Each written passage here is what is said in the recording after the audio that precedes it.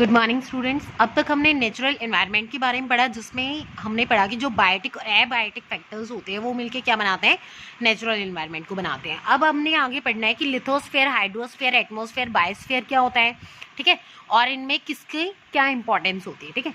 तो हम सबसे पहले पढ़ते हैं लिथोस्फेयर। लिथोस्फेयर होता है hard top layer of the earth की, जो पृथ्वी की सबसे ऊपरी परत होती है और जो बहुत ज़्यादा हार्ड होती है, मतलब जो बहुत ज़्यादा कठोर होती है, वो क्या होती है, लिथोस्फेयर में होती है, ठीक है। वो लिथोस्फेयर में काउंट होती है, मतलब एक तरीके से हमारी लैंड, क्योंकि लिथोस्फेयर किससे जुड़ा हुआ है, हमारी लैंड से जुड़ा हुआ है, ठीक है। तो क्या है, जो पृथ्वी की सबसे ऊपरी परत होती है, जो कठोर होती है, वो क्या होती है, लिथोस्फेयर में काउंट होती है, और वही हमारी लिथोस्फेयर होती है। It is made up of rocks and minerals and covered with a thin layer of soil.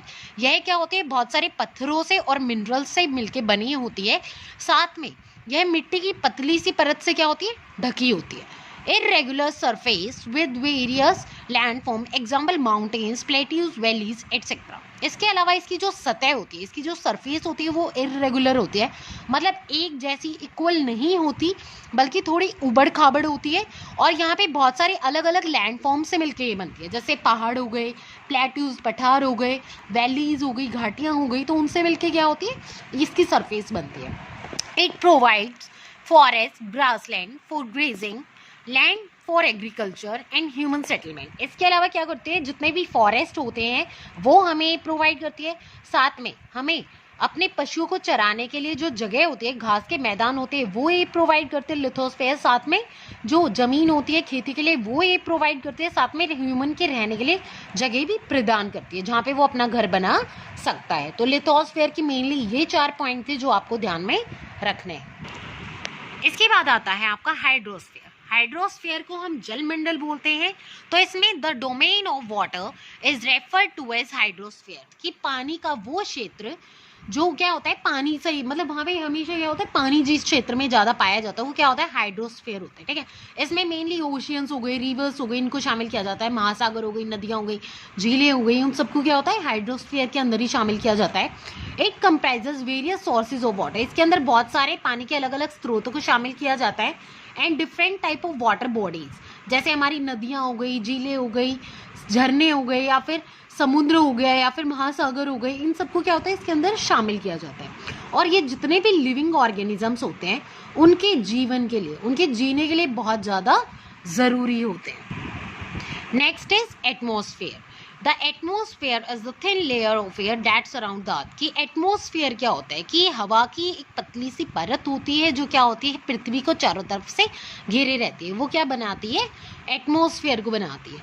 The gravitational force of the earth hold the atmosphere around it. इसमें क्या होता है, जो ग्रेविटेशनल फोर्स होती है अर्थ की, वो क्या करती है, एटमॉस्फेयर को चारों तरफ, मतलब एक तरीके से जकड़े रहती है, वो होल्ड करे रहती है एटमॉस्फेयर को।